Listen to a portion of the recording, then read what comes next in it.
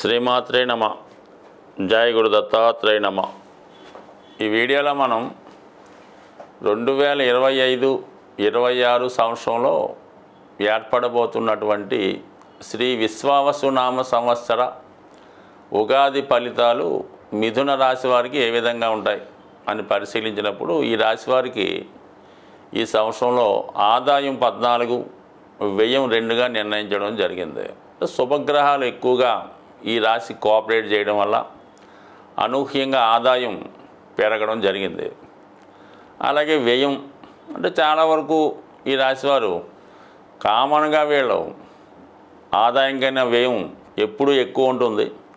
అయితే ఈసారి గురువు యొక్క ప్రభావం వల్ల గురువు రాశి యందు ధనస్థానంలోనూ వ్యయంలోనూ సంచరించడం వల్ల మంచి వ్యయం చేయడం జరుగుతూ ఉంటుందన్నమాట. పుణ్య కార్యక్రమాలకి దైవ కార్యక్రమాలకి చేయడం వల్ల అది అనవసర ఖర్చు కాదు. కాబట్టి వ్యయం కేవలం అంటే వేస్ట్ ఆఫ్ మనీ కేవలం 2 మాత్రమే, మంచి ఆదాయం 14.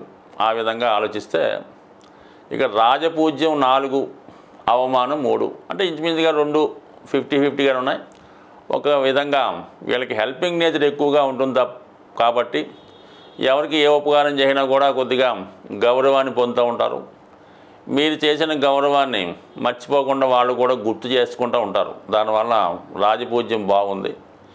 అవమానం అనేది అంటే కొద్దిగా మనకు అక్కలేని సంబంధం లేని విషయాల్లో కలగ చేసుకోవడం వల్ల ఏదో మంచిగా పోతాడని మంచి సలహా ఇస్తే వాడు ఏదో నష్టపోతే మనం తిడుతూ ఉంటాడు. ఆ విధంగా కొంతవరకు ఈ రాశి వారికి ఆదాయం చాలా బాగుంది.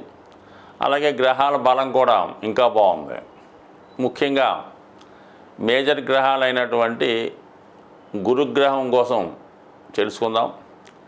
మిథున రాశి వారికి ఈ సంవత్సర ప్రారంభంలో ఉగాది ప్రారంభం నుంచి మే 15 వరకు 12వ స్థానంలో గురుగ్రహ సంచారం. అంటే ఇక్కడ ఏంటి అనుకుంటే దశమాధిపతి వ్యయిస్తాను అంటే వృత్తిలో అభివృద్ధికి ఇన్వెస్ట్ చేస్తారు, వ్యాపార అభివృద్ధికి కృషి చేస్తారు, వృత్తిలో మారడానికి ప్రయత్నాలు జరుగుతాయి. అలాగే మీ యొక్క జీవిత భాగస్వామి కూడా ఉద్యోగ అవకాశాలు వచ్చే అవకాశం ఉంది.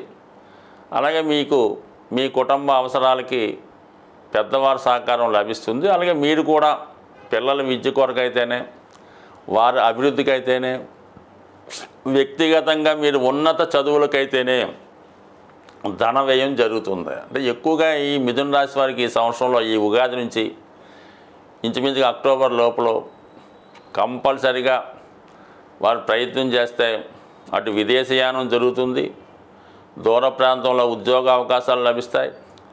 ఉన్న ఉద్యోగాన్ని విడిచిపెట్టి వేరే ఉద్యోగం మారడానికి కూడా ఈ గ్రహస్థితి మీకు సహకరించడం జరుగుతూ ఉంది. సో ఈ విధంగా గురువు మే 15 వరకు వ్యయంలో ఉండి మే 15 నుంచి అక్టోబర్ 19 వరకు రాశి అందే సంచరిస్తూ ఉంటాడు.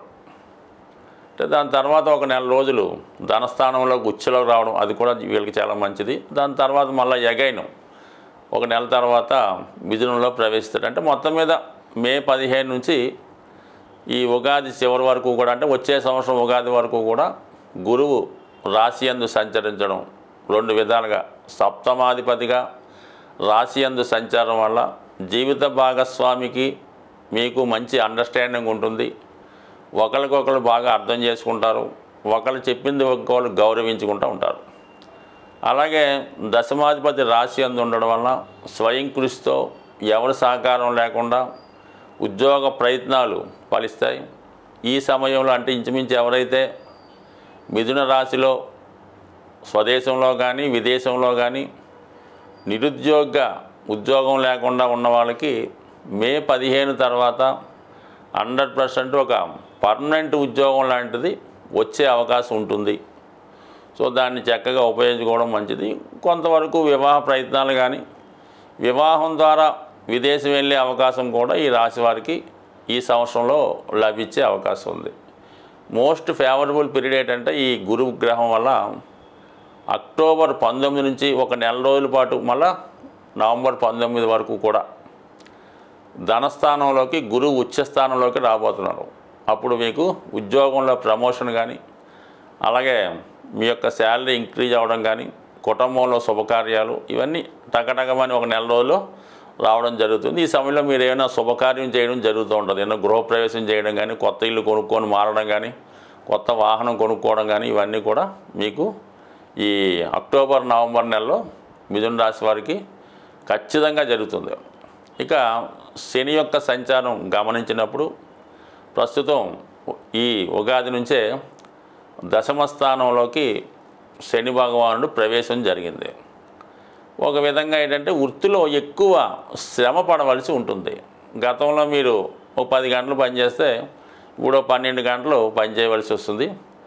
కష్టం పెరిగే కొద్దీ మీకు గుర్తింపు రావడం కూడా జరుగుతూ ఉంటుంది. అంటే శని రాశి వారికి శుభగ్రహం అవుతుంటాడు. అంటే భాగ్య రాజ్యాధిపతిగా ముందుగా కష్టాన్ని ఇచ్చిన దాని తర్వాత అభివృద్ధినిచ్చే అవకాశం ఉంది. అంటే భాగ్యాధిపతి రాజ్యస్థానంలోకి వెళ్ళినప్పుడు ఏమవుతుందంటే భాగ్య రాజ్యాధిపతి యోగం ఏర్పడడం వల్ల వృత్తిలో గౌరవం పెరుగుతూ ఉంటుంది. అంటే బాధ్యత అంతా మీ మీద వేసుకొని వృత్తిని నిర్వహించడం జరుగుతూ ఉంటుంది. అష్టమాధిపతిగా ఉండడం వల్ల సడన్గా మీ యొక్క పై అధికారి కానీ వేరే ఒకరు పదవి వేయడం వల్ల వేరే కారణాల వల్ల ఆ పదవి వదిలివేస్తే ఆ పదవిలోకి మీరు సడన్గా వస్తూ ఒక మంచి సుపీరియర్ పోస్ట్లోకి వెళ్ళడం కానీ, ఒక డబుల్ ప్రమోషన్ లాంటిది పొందడం కానీ ఈ శని ప్రభావం వల్ల జరుగుతుంది. అయితే అది చెప్పుకోవడానికి ఆనందంగా సంతోషంగా ఉన్నప్పుడు కూడా పని భారం చాలా ఎక్కువగా పెరుగుతుంది. కాబట్టి ఓర్పుతో సహనంతో ఉండడం మంచిది. అంటే ఇది కూడా ఇంకో విధంగా మనకు సపోర్ట్ చేస్తుందన్నమాట. రాహు కూడా ఈ మే 18 వరకు దశమ స్థానంలో సంచరిస్తూ శనితో కలిసి సంచరించడం జరుగుతూ ఉంటుంది. ఇది ఎక్కువగా టీవీ, మీడియా, సినిమా రంగం వారికి, ఎక్కువగా సాఫ్ట్వేర్ రంగం వారికి, దాని తర్వాత వైద్య వృత్తిలో ఉన్న వాళ్ళకి కానీ, ముఖ్యంగా ఎవరైతే ఏరోనాటికల్ విమానాలు సైంటిస్టులు వాళ్ళకి కూడా ఈ గ్రహస్థితి మీకు అనుకూలించి అంటే మీ వృత్తిలో మీరు మీ విజ్ఞానాన్ని ఇంకా పెంచడం వల్ల, కొత్త కొత్త పద్ధతులు ప్రవేశపెట్టడం వల్ల, కొత్త యంత్రాలు కనిపెట్టడం వల్ల వాటిని ఉపయోగించి మీ పని సులువు చేసుకోవడంతో పాటు ఇతరులకు కూడా ఉపయోగపడే విధంగా ఏదో ఒక మీరు కనుక్కోవడం వల్ల ఒక సైంటిస్ట్గానో ఒక వ్యక్తిగానో మీకు మంచి గుర్తింపు కూడా రావడం జరుగుతూ ఉంటుంది. ఏదైనా ఒక కొత్త విషయాన్ని లోకానికి తెలియజేయాలన్నా మిథున రాశి వారికే సాధ్యమవుతూ ఉంటుంది. ఇక శని ఫేవర్గా ఉన్నాడు, 90%. గురుగ్రహ అనుగ్రహం సంపూర్ణంగా ఉంది. రాహు కొంతకాలం పాటు మే 18 వరకు దశమంలో ఉండి దాని తర్వాత ఏకాదశంలోకి రావడం జరుగుతుంది. 9వ స్థానానికి రాహు రావడం ఇది విదేశంలో ఉన్న వాళ్ళకి, విదేశం వెళ్దాం అనుకున్న వాళ్ళకి చాలా వరకు సహకరిస్తుంది. స్వదేశంలో మన సాంప్రదాయాలు పాటిద్దాం అనుకున్న వారికి కొంతవరకు ఇబ్బంది కలిగే పరిస్థితులు ఎదురవుతూ ఉంటాయి. వివాహం ద్వారా కానీ మీ కుటుంబంలో ఏదో ఒకటి మన సంస్కృతికి వ్యతిరేకంగా జరగవచ్చు.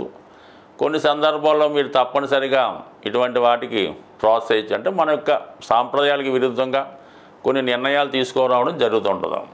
ఇక కేతు గ్రహం చతుర్థం నుంచి కేతు తృతీయ స్థానంలోకి రావడం అన్నది చాలా మంచి పొజిషన్ అన్నమాట. ఇది 3వ స్థానం అన్నది పాపగ్రహాలకి మంచిది కాబట్టి పైపెచ్చు సింహరాశిలోకి వచ్చినటువంటి కేతు మీకు అధికారుల యొక్క సహకారం లభిస్తుంది.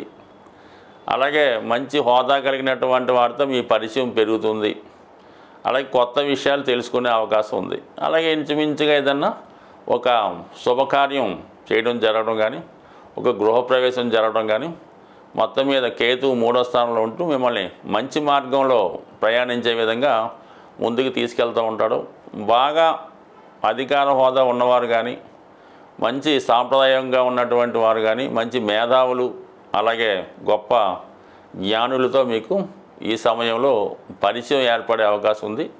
వారి యొక్క సలహాలతో మీ యొక్క కొంతవరకు వారి వారి ఏజ్ని బట్టి ఒక ఆధ్యాత్మిక రంగంలోకి ప్రవేశించడం కానీ, మంచి ఆధ్యాత్మిక కలిగినటువంటి మిత్రుడు మీకు సహకరించడం వల్ల మీరు కొంతవరకు మీ యొక్క మార్గాన్ని మర్చుకొని కొత్త మార్గంలో ప్రయాణించే విధంగా ఈ గ్రహస్థితి మీకు కేతువు సహకరించే అవకాశం ఉంది. మొత్తం మీద ఏంటంటే శని భగవానుడు, గురువు, కేతువు చాలా వరకు సహకరిస్తారు.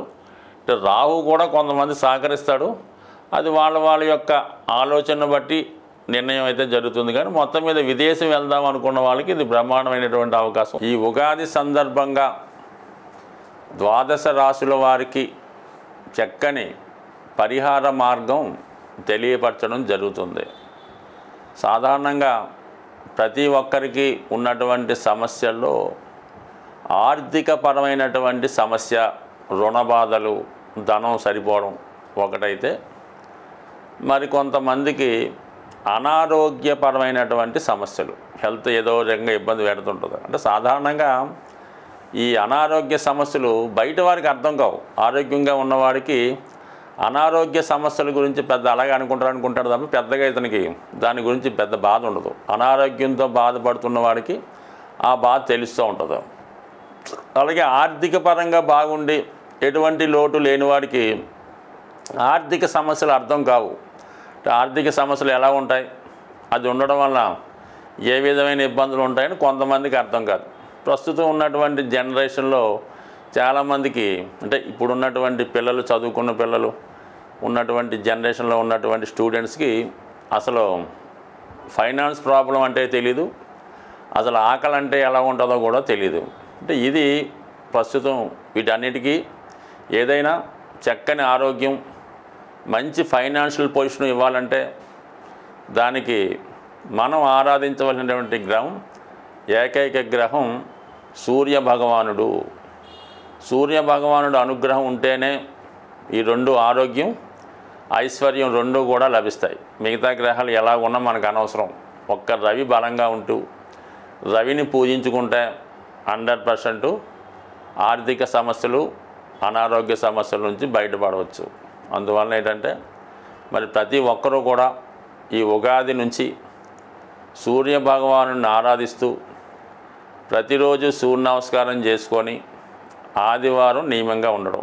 దాని తర్వాత ఏంటంటే ఈ క్యారెట్ ఏదైతే ఉందో అది ఆదివారం రోజు గోవులకి పెట్టడం వల్ల సూర్య భగవానికి సంతృప్తి కలుగుతుంది. అంటే క్యారెట్ ఆవులకి పెట్టవలసి ఉంటుంది.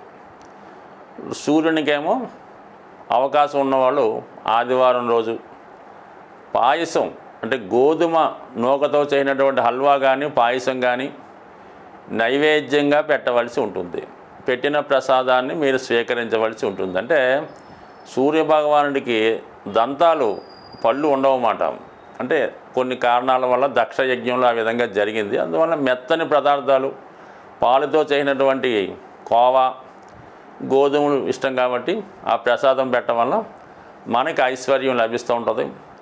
టెక్నిక్గా చూడండి, మీరు మన మామూలు వరి అన్నం కన్నా ఈ గోధుమ రొట్టి ఎవరైతే తింటూ ఉంటారో ఎక్కువ, అంటే 2 పూటలు కూడా తినచ్చు, వారి యొక్క ఐశ్వర్యానికి, సంపదకి మామూలుగా మనం వరి అన్నం తినే వాళ్ళకి ఒకసారి కంపేర్ చేసుకోండి. అంటే రవి అనుగ్రహం ఈ గోధుమ వినియోగం వల్ల రాస్తుంది కాబట్టి నానబెట్టిన గోధుమలు కూడా ఆవుకి పెట్టడం వల్ల, క్యారెట్ పెట్టడం వల్ల, మీరు కూడా అవి ఆహార పదార్థాలుగా తీసుకోవడం వల్ల అది కంటి చూపు పెరుగుతుంది, ఆరోగ్యం పెరుగుతుంది, ఐశ్వర్యం కలుగుతుంది, ఆరోగ్యం కూడా కలుగుతుంది.